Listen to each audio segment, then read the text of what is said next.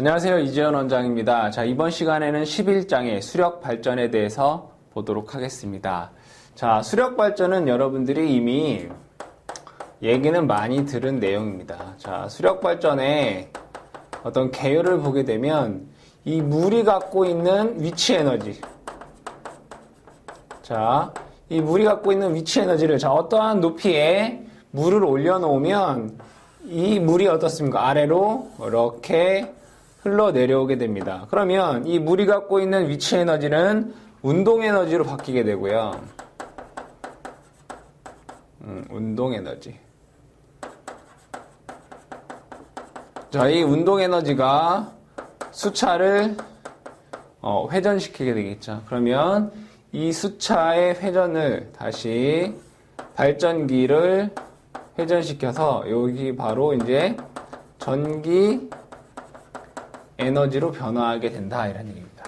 그러니까 즉 결과적으로 이 수력 발전이라고 하는 것은 물의 위치 에너지를 운동 에너지로 바꿔 다시 이것을 전기 에너지로 바꾸는 그러한 관계가 되겠다. 자, 그러면 이 수력 발전의 특징은 어떠한 특징이 있느냐? 자, 발전에는 크게 우리가 화력 발전, 그 다음에 원자력, 수력 발전이 있는데, 자, 이 화력이나 원자력 같은 경우 한번 기동하려면 보통 한 3일 정도가 걸립니다. 하지만 이 수력 발전 같은 경우에는 즉시 발전이 가능하기 때문에 가동, 정지가 용이하기 때문에 어떤 효율적 운전이 가능하다. 그쵸? 즉 전력 변동에 따른 어떤 가동성이 좋다, 대응성이 좋다라고 볼 수가 있고요.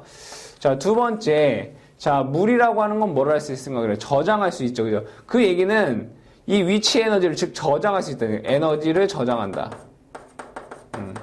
에너지를 저장이 가능하기 때문에 우리가 원하는 시기에 이 에너지를 뭐 할 수 있습니까? 사용할 수 있다. 그쵸? 그래서 전력 공급, 효율적 공급 가능이 된다. 그죠? 이것도 마찬가지로 효율적 운전이 가능하다. 그쵸? 자, 세 번째로는 이 물은 실질적으로 우리가 어디에 더 많이 사용이 됩니까? 용수, 농업용수. 그쵸? 농업용수나 또는 이제 홍수방지. 그래서 수자원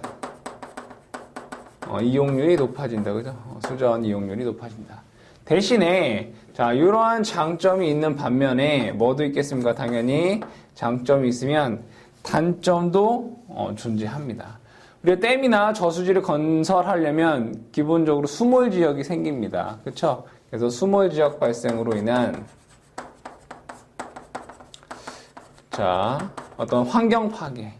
물이 있으면 그만큼 그 주변에 안개도 많이 끼게 되죠. 그래서 수몰 지역과 어떤 환경에 문제를 준다. 환경 문제. 그렇죠? 자, 다섯 번째는 또 뭐가 있느냐?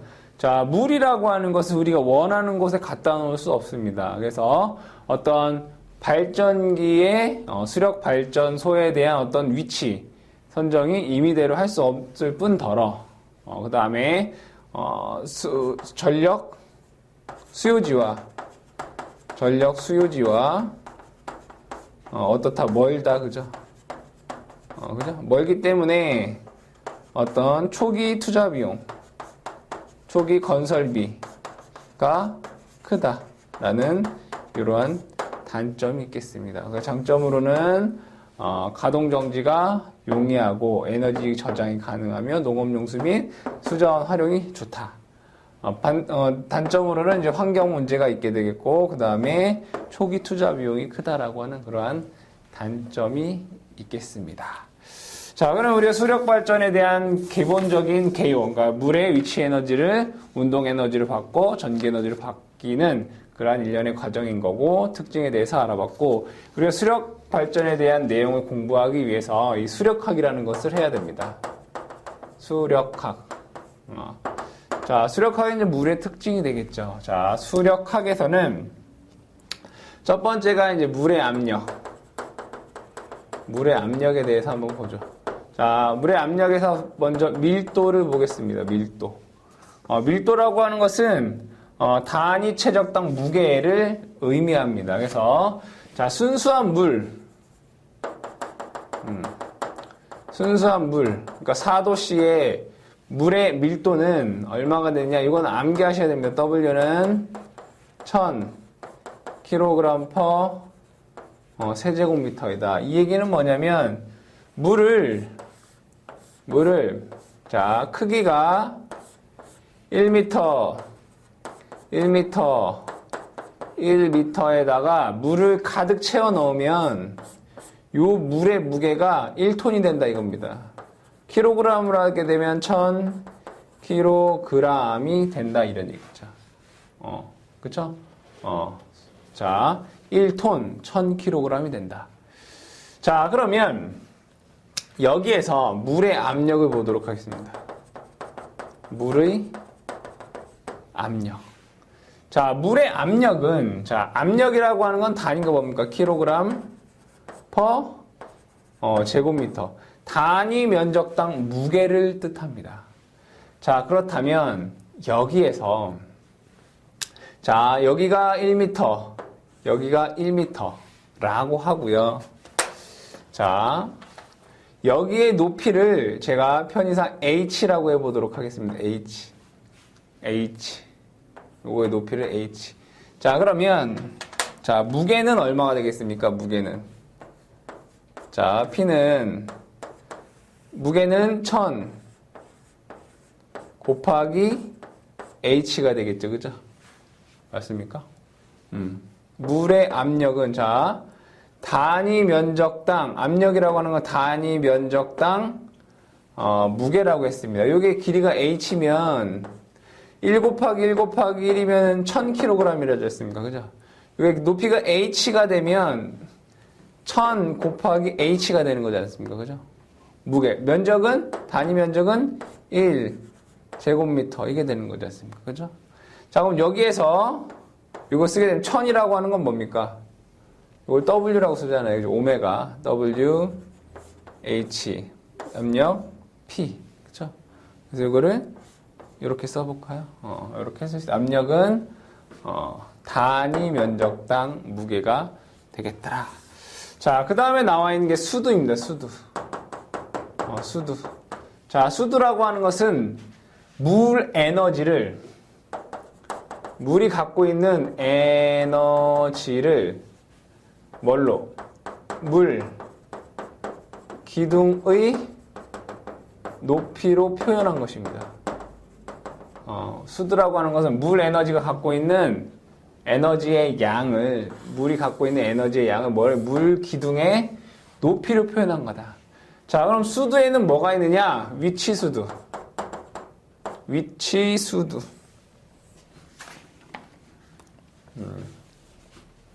위치수두. 그 다음에 압력수두. 그 다음에 속도수두가 있습니다. 자, 이거는 어떠한 물이, 어떠한 물이 이만큼 h만큼의 높이에 있다라고 보도록 하죠. h만큼의 높이에 있다. 그럼 요것의 위치수두는 뭐가 되는가요? h 미터가 됩니다. h만큼의 높이에 있다는 겁니다. 그럼 이 물이 쭉 이렇게 내려온다라고 보죠. 이렇게 내려온다라고 보도록 하겠습니다. 자, 그러면 어떠한 한 지점에서 물이 갖고 있는 압력이 있을 것이고요. 그쵸? 그 다음에 높이도 있을 것이고요. 그죠? 높이. 요거 이만큼에 대한 높이가 되겠죠. 그 다음에 물이 여기서 이동하기 때문에 속도도 있을 것입니다. 그죠? 압력 수두는, 자, 우리가 압력 P는 오메가 H라고 했기 때문에 이것을 H로 나타내면 HP는 오메가 P다. 그죠? 메터. 이렇게 쓸 수가 있겠고요. 자, 속도수두를 한번 보도록 하겠습니다. 속도수두라고 하는 것은, 자, 우리가 에너지 보존 법칙에 의해서 여기에 있는 위치 에너지가 요렇게 맨 끝에 오게 되면 뭘로 바뀝니까? 속도 에너지로 바뀝니다. 그죠? 속도 에너지. 여기에 있는 위치 에너지가 여기 오면 속도 에너지야. 위치 에너지 뭐 있었습니까? 9.8 mh라고 하는 식이 있었습니다. 그죠? h만큼의 높이를 갖고 있는 m 질량의 물체가 h만큼 높이에 있다면 얘가 갖고 있는 에너지는 9.8 mh다라고 우리가 물리 시간에 배웠습니다. 자, m이라고 하는 질량을 갖고 있는 물체가 v 속도로 운동하게 되면 그때 운동 에너지는 2분의 1 mv제곱이다라고 하는 식으로 우리가 공부를 한 적이 있습니다. 에너지 보존 법칙에 의해서 여기 있는 에너지가 여기 있는 속도 에너지로 전부 바뀌게 되면, 즉 손실이 없다라면 얘와 얘는 같다는 얘기죠. 이때 9.8이라고 하는 건 뭐예요? 중력 가속도니까 G라고 쓸 수 있는 거죠. M, G, H, 그죠? 중력 가속도 G죠. 이것과, 그죠? 뭐랑 같다? 2분의 1 mv 제곱이랑 같다 이겁니다. 자, 그럼 여기서 m 없애고요. G가 이렇게 넘어가게 되면 요 식에서 여기 식에서 H에 관한 식을 쓰면 H는 2 지분의 V 제곱이라는 식이 됩니다. 그쵸? 그래서 속도 수두 HV는 2 지분의 V 제곱 메타가 된다라는 것을 알 수 있겠고, 자, 이 속도 수두에서 이것을 V에 관한 식으로 나타내면 V는 루트 2GH 단위가 미터 퍼 세크가 된다라는 것을 알 수 있습니다. 이 얘기는 뭐냐?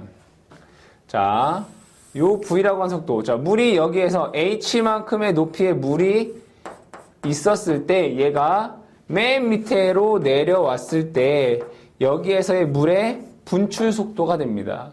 V는 루트 2GH. 이것을 토리첼리의 정리다라고 얘기를 합니다. 토리첼리의 정리. 즉, 물의 분출 속도를 구하는 식이 되겠습니다. 자, 그 다음에 세 번째로 나오는 게 이제 베르누이 정리입니다. 베르누이 정리. 자, 이것도 마찬가지로, 자, 여기에서 이제 얘기를 해보도록 하죠. 여기다 적어볼까요? 여기다 3번 베르누이 정리. 자, 베르누이 정리는 뭐 어려운 얘기가 아닙니다. 자, 여기에서의 물이 여기에 있을 때의 위치수도, 압력수도, H수도를 다 더한 값이나 여기에서의 위치수도, 압력수도, 속도수도를 다 더한 값이나 여기에서의 위치수도, 압력수도, 속도수도를 다 더한 값은 어떠한 일정한 값으로 동일하다라고 하는 게 요 베르누이 정리입니다. 어려운 얘기는 아니죠, 그쵸? 뭐 에너지 보존 법칙과 뭐 유사하다라고 보시면 되겠습니다. 네 번째가 연속의 정리입니다. 연속의 정리. 자, 연속의 정리를 보게 되면, 자, 먼저 유량을 한번 보도록 하죠. 자, 어떠한 이러한 관이 있다라고 보도록 하겠습니다. 자, 이때 여기에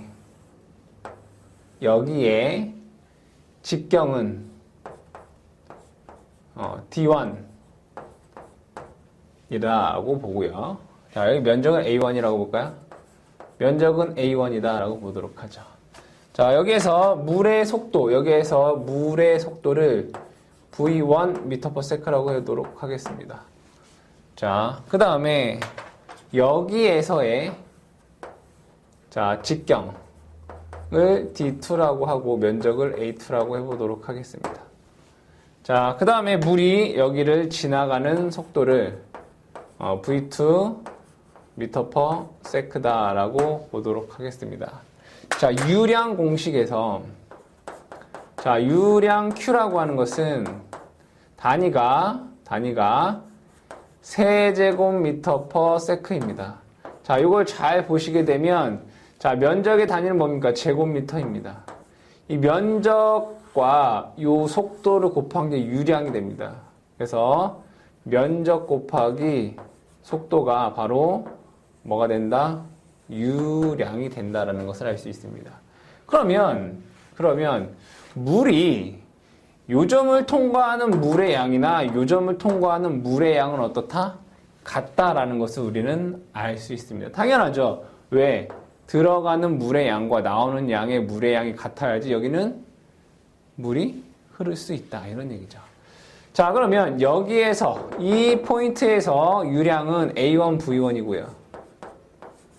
자, 이 포인트에서 유량은 A2, V2입니다. 이것이 어떻다? 같다라는 게 요 연속의 정리. 여기의 유량과 여기의 유량이 같다라는 게 연속의 정리입니다. 자, 그러면 여기에 원의 면적은 4분의 파이 D1 제곱이 될 거고 V1. 자, 여기에 면적은 4분의 파이 D2 제곱의 V2가 된다라는 것을 알 수 있습니다. 그러면 이것이 4분의 파이가 없어지고, 자, V2의 속도는 어떻게 되겠습니까? D 1분의 D2의, 그쵸? 맞나요? V2는 D2분의 D1이네. D2분의 D1의 제곱의 V1이 된다. 이런 얘기죠. 아주 중요한 식입니다. 자, 그러면 요 식을 통해서 우리는 무엇을 알 수 있냐? 속도는, 물의 속도, 유량의 속도는, 물의 속도는 직경의 제곱에 뭐한다? 반비례한다. 그 얘기는 뭐냐면 직경이 작으면 작을수록 그만큼 물의 속도는 빨라지게 된다. 이런 내용을 통해서 문제를 푸는 문제가 있기 때문에 여러분들 잘 공식을 이해하시기 바랍니다. 자, 그 다음에 나오는 것이 연 평균 유량입니다.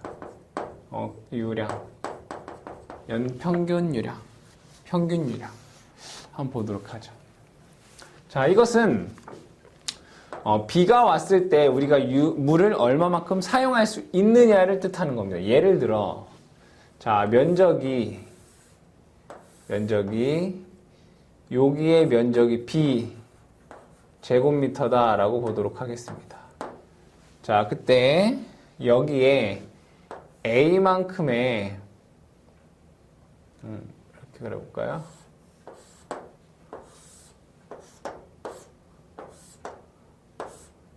자, 이러한 사각형, 자, 여기의 면적은 분명히 B 제곱미터라고 했습니다. 자, 여기에 A만큼의 우리 강수량은 뭘로 하니까 밀리미터로 하잖아요. 그죠? A 밀리미터의 물이 이렇게 1년 동안 왔다라고 보도록 하겠습니다. 1년 동안 요만큼의 물이 왔습니다. 자, 그러면 이것은 전체 물의 양은 얼마가 됩니까? A 곱하기 10의 마이너스 3승.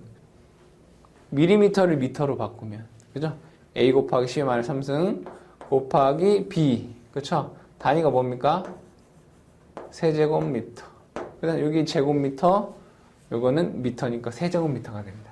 요만큼의 1년 동안 물이 채워지겠죠. 자, 근데 이 물 중에서 일부분은 뭐가 됩니까? 증발이 될 거고, 그렇죠?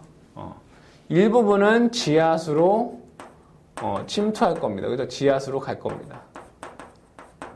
그러면 이 증발되고 그 다음에 지하수로 흘러버린 그 남은 물의 양의 비율을 우리가 K라고 보도록 하겠습니다.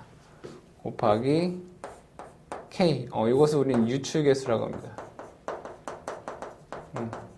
그럼 실질적으로 우리가 A 곱하기 B 곱하기 K만큼의 물이 있는 겁니다. 그럼 이게 A라고 하는 건 뭐 1년 동안 온 물의 양이죠. 이것을 뭘로? 1년 365일. 그죠? 24시간 60분 60초가 됩니다. 당연히 이게 뭐 세크가 되겠죠. 그죠? 이것이 바로 뭐가 된다? 사용할 수 있는 유량이 된다. 이거죠. 단위가 뭐가 됩니까? 세제곱미터 퍼 세크가 된다. 평균 유량. 기억하셔야 됩니다. 자, 6번째. 자, 유량도라는 거 보죠. 자, 유량도라는 건 뭐냐? 자, 1년 365일을 놓고 여기를 유량. 쉽게 얘기해서 이거는 저수지가 이렇게 있으면 이 저수지에 다 눈금이 있을 거니까 물이 얼마만큼 있는지를 매일 물의 높이를 뭐 하는 거 체크하는 거예요. 물의 높이를 몇 미터인가, 오늘은 몇 미터, 오늘은 몇 미터인가. 1월 1일부터 12월 31일까지 이 물의 높이를 다 하나하나 체크해가지고 이거를 이렇게 세워놓는 거죠. 이렇게 물의 높이를. 이것을 유량도라고 해요. 유량도. 이것을 가공을 합니다. 가공. 이거 자체만, 유량도 자체만으로는 어떠한 의미가 없기 때문에 이것을 가공합니다. 7번이 이게 유량 곡선이라는 게 됩니다. 이 유량 곡선은 이 유량도를 가지고 제일 높은 것부터 낮은 것까지 다 일렬로 세우는 겁니다. 제일 높은 것부터 낮은 것대로 세우면 이 그래프가 이렇게 되겠죠, 그죠? 제일 물이 많았을 때를 이렇게 합니다.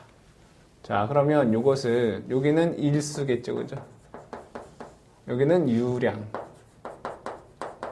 이것을 높은 데서도 낮은 데로 이렇게 쭉 남겨놓습니다. 자, 그러면 여기에서 구간을 나눕니다. 요 반. 여기가 반이네요. 반. 자, 1년 365를 반으로 나누면 180이 되겠죠. 그죠? 185일. 그죠?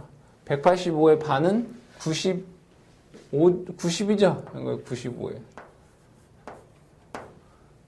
요 185에 90을 더하면 275일. 그죠? 그 다음에 355일. 이거 거꾸로 해야겠네. 여기 95일. 여기가 95일. 여기가 185일. 여기가 275일. 여기가 355일.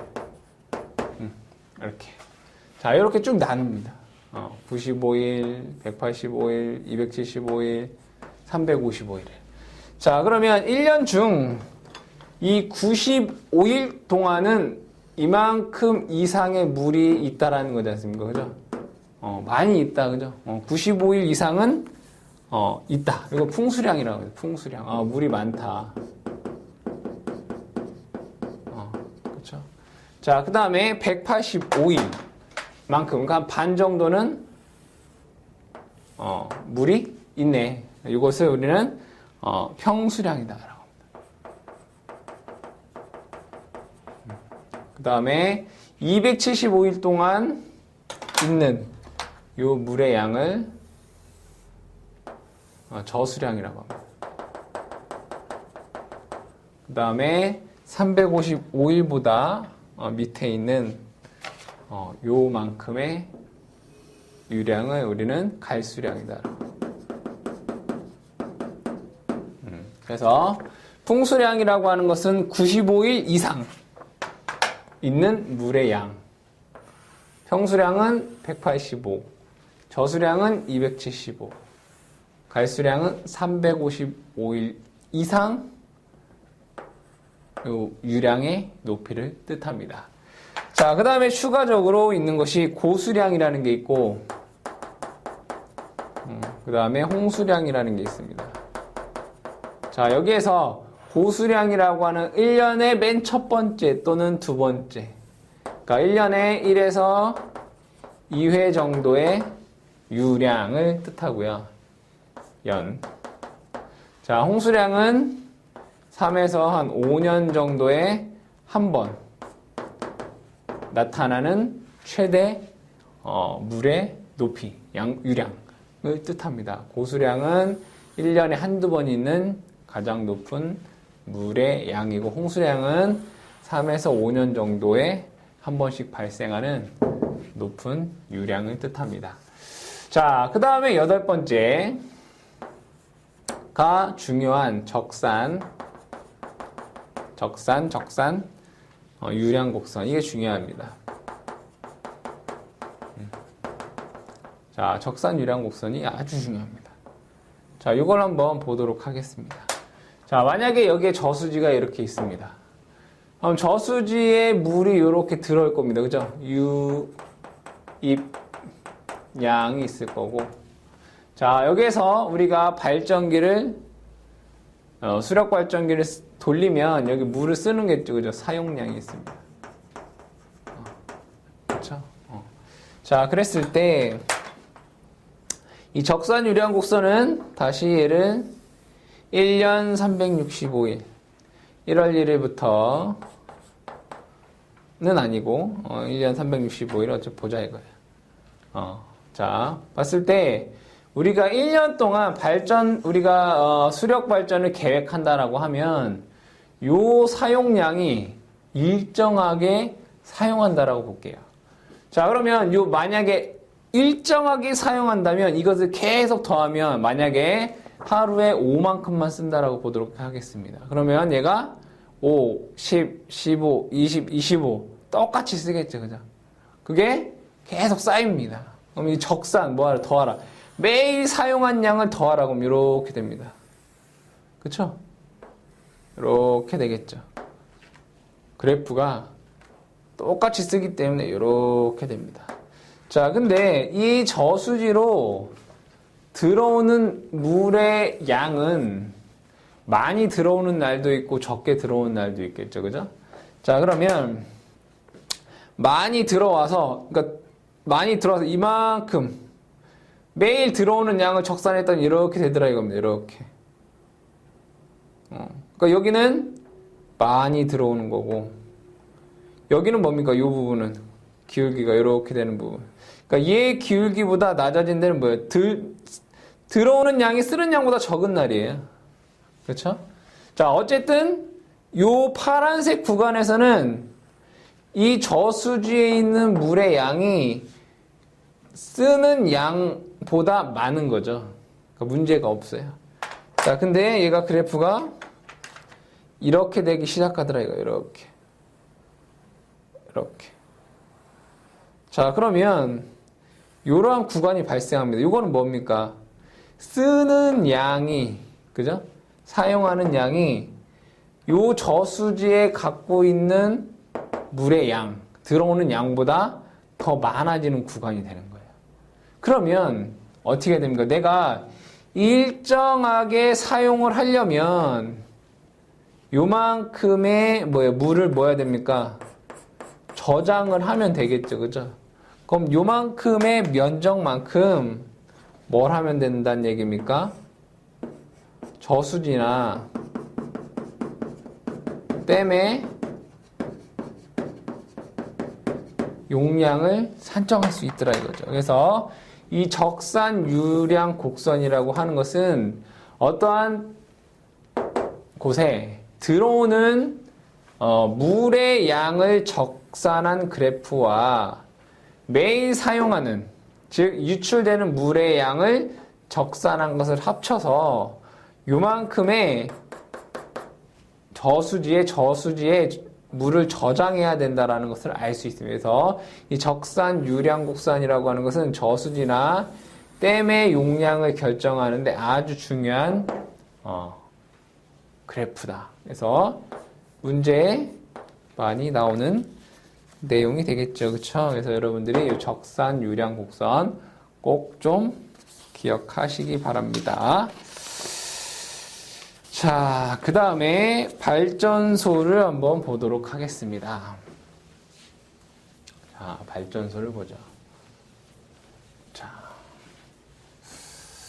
발전소를 보면, 자, 예를 들어, 여기에 댐이 이렇게 있다라고 보도록 하겠습니다. 댐이 있고, 자, 여기에 물이 이렇게 있겠죠. 자, 그러면 여기에서 실질적으로 이 댐을 하천은 이렇게 되어 있습니다. 이렇게. 하천이 이렇게 예를 들어 지나간다라고 보도록 하죠. 그러면 여러분들 아시다시피 물이 높게 있으면 높게 있을수록 어떻습니까? 출력이 커지겠죠. 그래서 자, 하천은 이렇게 완만하게 이렇게 내려간다라고 하지만 실질적으로 여기에서 이렇게 물을 빼냅니다. 물을 빼서 자, 이렇게 물을 빼서 여기에 수차를 놓고요. 그쵸?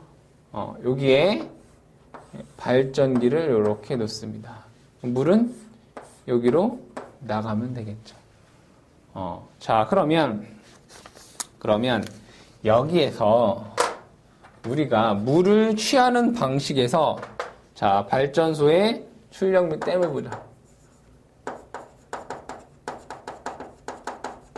의 출력 및 댐. 자, 보면 취수 방법. 첫 번째가 취수 방법에 대한 분류. 자, 취수 방법. 취수라고 하는 건 물을 어떻게 취할 거냐, 얻을 거냐, 라는 방법에서, 자, 첫 번째가 취수 방식. 두 번째가, 유량 방식. 종류를 한번 보도록 하겠습니다. 취수 방식에는 수로식, 댐식, 댐 수로식, 그 다음에 유역 변경식. 이걸 한번 보도록 할게요. 자, 먼저 수로식이라고 하는 것은 간단하게 이제 설명을 해보면, 수로식이라는 건 물이 여기 있습니다. 물에 여기 있는 거를 수로로 이렇게 끌어다가 여기에서 떨어뜨려서 발전을 하는 게 요 수로식, 요 수로를 이용한다 이겁니다. 수로. 물을 끌어다가. 자, 댐식이라고 하는 것은 댐이 이렇게 있습니다. 댐이 이렇게 있고 물이 여기에 이렇게 있습니다.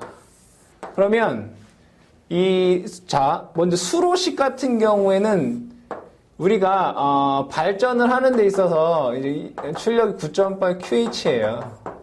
좀 이따 배우겠지만 Q라고 하는 건 물의 양. 물을 양으로 승부하는 거고 H는 높이.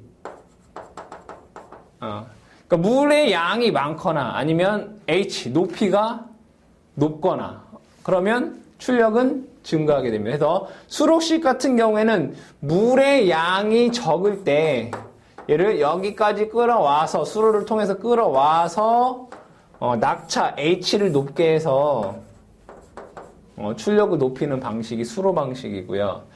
댐식이라고 하는 건 뭐냐면 댐을 이렇게 있고 이 댐에서 물을 이렇게 받아서 그냥 여기에 수차 여기에 발전기 이렇게 쓰는 겁니다.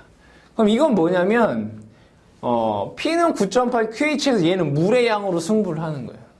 그러니까 물의 양이 많으면 그만큼 힘이 세겠죠, 그죠? 그러니까 이 댐식이라고 하는 것은 이 물의 양을 많이 해서 출력을 증가하는 그러한 방식이 댐식. 그러니까 물이 많은 지역에서 사용할 수 있는 거겠죠.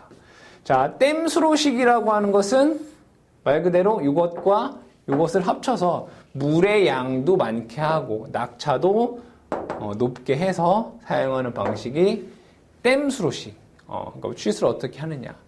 자, 유역 변경식은 이겁니다. 유역 변경식은 아주 쉬운 예로 우리나라를 보게 되면 여러분들 강원도는 산이 많고요. 즉 동쪽은 산이 많고 서쪽은 산이 별로 없죠. 그래서 우리나라를 딱 보면 이렇게 돼 있습니다. 그죠? 자, 이쪽은 동해, 이쪽은 서해. 그렇죠?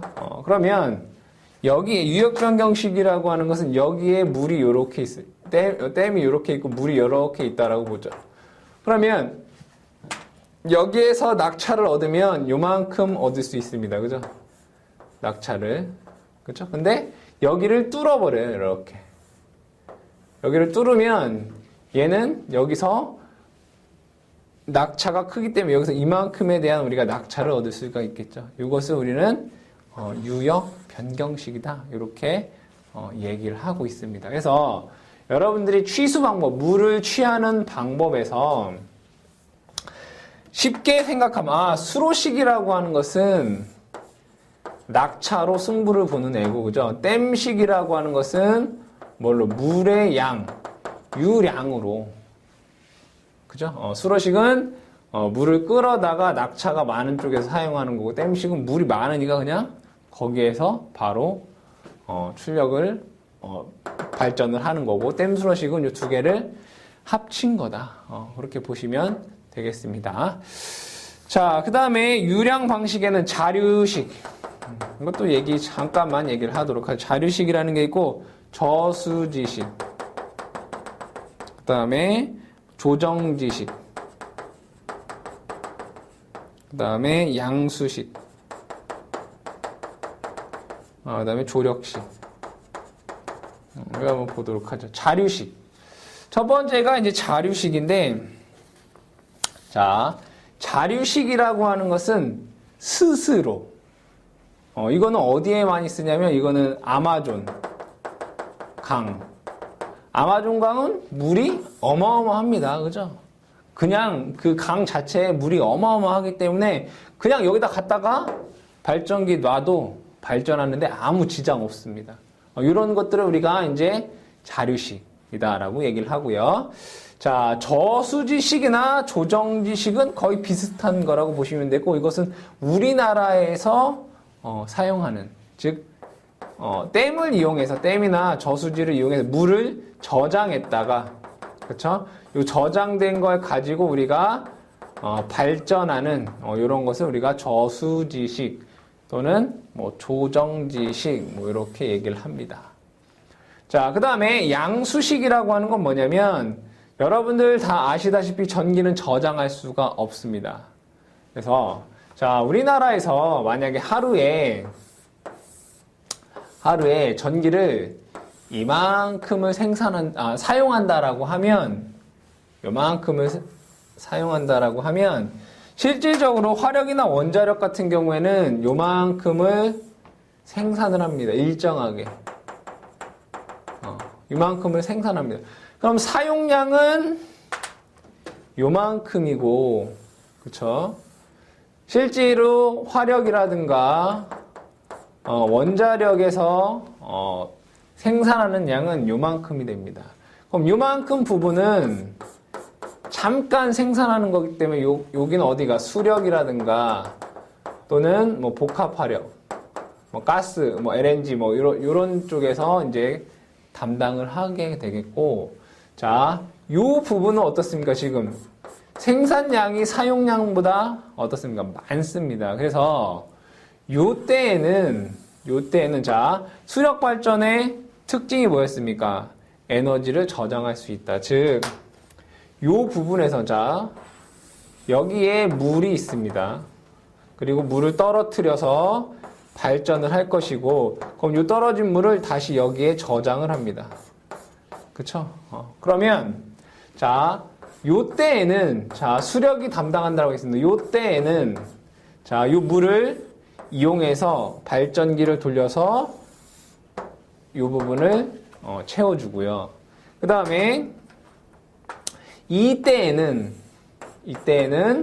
전기가 남지 않습니까? 이걸 다시 여기 있는 물을 요 위에다가 양수하여 다시 물 에너지, 위치 에너지로 저장하는 방식입니다. 그래서 자, 이 양수 방식을 사용하는 이유가 뭐겠습니까? 당연히 전체적인 발전 효율을 증가하기 위해서인 거고, 그러면 여기에 사용하는 양수기에, 그죠? 양수기, 펌프의 전동기의 에너지원은 뭐가 됩니까? 당연히 화력과 원자력에서 발전한 전력을 가지고 양수를 한다. 그렇죠? 그것이 이제 양수식이다라고 볼 수 있겠고요. 자, 조력식이라고 하는 거 보도록 하죠. 조력식이라고 하는 거는 조수 간만의 차, 그러니까 달의 인력에 의해서 물이 빠지고 들어가고 하는 거죠. 그럼 잘 보면 자, 여기에 자, 막아놓고 이쪽은 바다라고 보도록 하겠습니다. 그럼 물이 이만큼 차겠죠, 그죠? 물이 가득 이만큼 찹니다, 바다에. 자, 그때 이 내륙 쪽에서는 물이 요만큼이 있습니다. 그때 여기에다가 발전기를 놓습니다. 그 발전기를 놓는 거죠. 수차를. 자, 수차를 넣으면 여기와 여기에 수위차에 의해서 물은 이쪽으로 지나가게 됩니다. 그쵸? 그럼 이 수차가 회전을 하겠죠. 회전을 하면서 발전을 합니다. 그러면서 이 물의 수위는 어떻게 됩니까? 똑같아지게 되죠. 결국에 나중에는. 그렇잖아요. 그러면 이제 여기에 있는 수차는 돌질 않겠죠. 자, 그래 놓고 나서 자, 여기를 막습니다. 딱 막아 놓습니다. 막아 놓으면 물의 이동이 없겠죠. 그죠? 자, 그러면 나중에 자, 물이 썰물에 의해서 물이 이렇게 빠지게 됩니다. 또 바닷물은. 그렇죠? 그럼 그때 요것을 열면 자, 다시 이 내륙에 있던 물이 바깥쪽으로 나가면서 다시 또 수차를 돌리게 됩니다. 그러면 다시 또 발전을 하겠죠. 그래서 우리가 밀물 때에도 발전을 하고 썰물 때에도 발전을 할 수 있는 요것을 우리는 이제 조력식. 그러니까 즉 요거는 이제 물을 어떠한 방식으로 얻느냐에 대한 종류이고, 여기서는 물을 어떻게 활용하느냐에 대한 방식, 그러니까 취수의 방식, 그 다음에 유량에 대한 방식을 여러분들이 분류할 수 있어야 되겠습니다. 자, 그러면 그 다음에 이제 낙차의 종류를 한번 보도록 하죠. 낙차, 물의 높이, 낙차의 종류. 낙차의 종류. 자, 여기에 댐이 있습니다. 댐에서 물을 이렇게 갖고 온다라고 보도록 하죠. 댐에서 물을 이렇게 경사가 있어야지 물이 이쪽으로 흘러오겠죠, 그죠? 자, 그 다음에 여기에 수조라는 게 있습니다. 수조라는 게 있고 실제적으로 이렇게 떨어지겠죠, 그죠? 물이. 그러면 여기에 수차가 있고 발전기가 있습니다. 그러면 이 댐에서부터 자, 실질적으로 요 물이 떨어지는 이제 방수구가 되겠죠, 방수구. 물이 나가는 방수구. 자, 총낙차는 이 방수구 면에서부터 물이 나가는 요 방수구 면에서부터 요 취수구 물을 받는 여기까지, 여기서부터 여기까지를 우리가 총낙차라고 합니다. 총낙차. 자, 그 다음에 정낙차라고 하는 것은 여기서부터 요 수조면에서부터 요 방수면까지를 우리가 정낙차 또는 겉보기 낙차.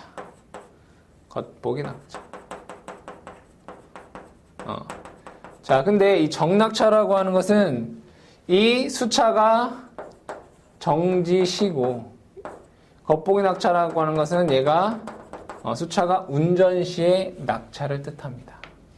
자, 마지막으로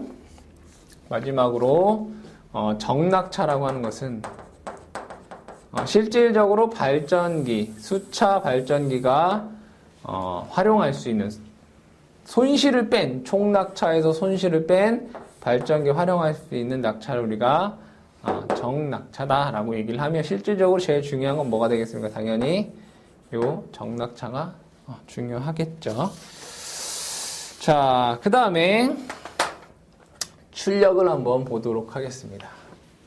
출력을 보면 자, 세 번째 수력발전소의 출력. 자, 출력에는 이론상 있고 실제가 있겠습니다. 실제. 자, 이론상 출력은 P는 9.8 QH. 자, 이때 Q라고 하는 것은 유량입니다. 유량.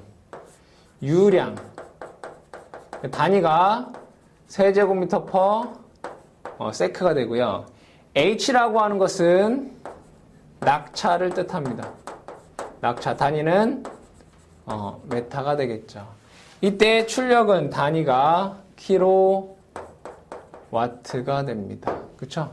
자, 근데 여기에서 자, 이건 이론상의 출력이 될 것이며 여기에서 수차의 효율도 있을 거고 그 다음에 요 발전기의 효율도 있을 것입니다. 그죠? 요 수차와 발전기의 효율을 합친 전체 효율을 이타라고 하면 자, 실제 출력 P는 9.8 QH 이타 킬로와트가 됩니다. 자, 이것은 뭐에? 발전기의 출력이 됩니다. 뭐에? 발전기. 자, 그 다음에 양수기, 용전동기. 자, 우리가 아까 배워도 양수식 발전에서 물을 다시 뭐합니까? 올려야 됩니다. 그래서 양수기에 사용되는 전동기의 출력 P는 똑같이 9.8 QH가 되는데 여기서 효율은 나눠줘야 됩니다. 이때 여기에서 이 효율은 양수기와 전동기의 효율입니다. 그래서 발전기에서는 여러분들 효율을 곱해줘야 되고, 그죠? 양수기에서는 효율을 나눠줘야 된다라는 거 여러분들 기억하시기 바랍니다. 자, 그 다음에 댐의 종류를 보도록 하죠. 네 번째, 댐의 종류. 이것은 여러분들이 크게 문제에서 많이 출제되는 건 아니기 때문에 이러한 종류가 있구나라는 것만 보시면 되겠고요. 자, 댐의 종류에 보면 중력댐이 있고, 그 다음에 아치댐, 그 다음에 뭐가 있습니까? 부벽댐. 부벽댐이 있다. 이것만 여러분들이 기억하세요. 중력댐은 교재에 나와 있듯이 댐의 자체 무게로 물의 압력을 견디는, 즉 댐의 모양이 어떻게 되어 있습니까? 이렇게 돼서 이렇게 되어 있고 물이 이렇게 댐의 자체 무게로 물의 압력, 물이 밀어내는 힘을 견디는 댐의 방식이고, 그 다음에 아치댐이라고 하는 것은 아치댐은 이제 댐 모양이 이렇게 생겼습니다.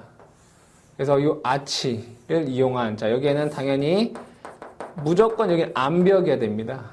이 주변이 암벽이어야 되고, 물이 이렇게 오면서 얘가 뭐예요? 이 아치에 의해서 힘을 분산시키게 되죠. 그래서 이 주변의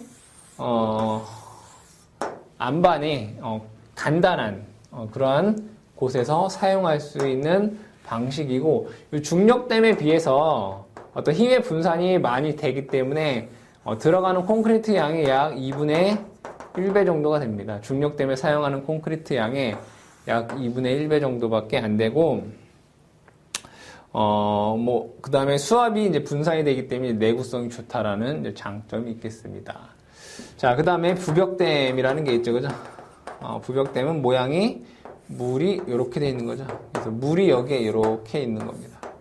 그래서 이러한 모양의 댐은 이제 부벽댐이다 라고 보시면 되겠습니다. 자, 다섯 번째로 댐의 부속 설비.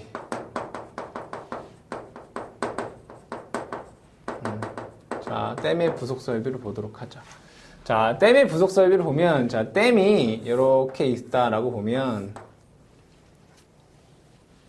자, 이런 부벽댐의 모양으로 한번 보도록 하겠습니다. 자, 물이 이렇게 있겠죠, 그죠? 자, 이렇게 있으면, 자, 첫 번째가 뭡니까? 수문입니다, 수문. 수문은 여기에 댐에 있는 물의 유량을 조절하기 위해서, 즉 방류를 위한 물의 방류를 위해 사용되는 게 수문입니다. 수문. 근데 여러분들이 여기에 자 수차가 있고 발전기가 이렇게 있습니다. 그러면 발전을 위해서 여기에 이렇게 물이 지나가겠죠. 그럼 여기에도 요 물을 어떻게 양을 조절하는 게 있겠죠, 그죠? 이건 취수문이라고 합니다. 이거는 취수문. 그러니까 여러분들이 혼동하시면 안 됩니다. 수문이라고 하는 것은 여기 있는 게 수문입니다. 수문은 이 댐의 물의 양을 조절하기 위해 방류를 위해 사용되는 건 수문이고 발전기를 돌리기 위한 물을 조정하는 곳은 취수문이다라고 얘기를 합니다. 아시겠죠? 자, 그다음 여수로라는 걸 볼게요. 여수로라고 하는 거는 이런 겁니다. 이 댐의 적정 물의 양이 이만큼이다라고 하면 이만큼 뭐 해야 됩니까? 물이 빠져나가야 되겠죠. 그래서 여러분들 보시게 되면 이렇게 돼서 중간중간에 우리 문이 이렇게 생겼습니다. 이렇게 문인데 요 물이 요만큼보다 많으면 얘가 물이 여기를 통해서 이렇게 흘러나오겠죠. 이렇게. 그러니까 이 수문은 전체 문을 여는 거고 이거는 어떤 일정 높이보다 물이 많아지게 되면 그 일정 높이만큼 수시로 방류가 되게끔 만들어 놓은 곳을 우리가 이제 여수로라고 얘기를 합니다. 자, 그 다음에 에이프런이라고 하는 것은, 자, 우리가 수문을 열어 물을 방류하게 되면 물이 이렇게 떨어지겠죠, 그죠? 그럼 이 부분에, 뭐 흙이 됐든, 뭐가 됐든 여기가, 패이게 됩니다, 그죠? 그러면 여기가 패이게 되면, 자꾸 패이게 되면 뭐예요? 어쨌든 간에 전체적으로 이 부분이 안 좋아지겠죠. 그래서 여기에 있는 토사라든가 흙이 패이지 않게끔 하기 위해서 설치된 게 에이프런이라는 것입니다. 마지막으로 어도라고 하는 건 여러분 다 아시다시피 물고기가 지나다닐 수 있는 길을 뜻합니다. 자, 이렇게 해서 수력에 대한 간단하게 얘기를 했고 또 다음 시간에 이어서 수력 발전기에 하는 데 있어서 수차라든가 도수로라든가 이런 부분에 대해서 또 공부를 하도록 하겠습니다.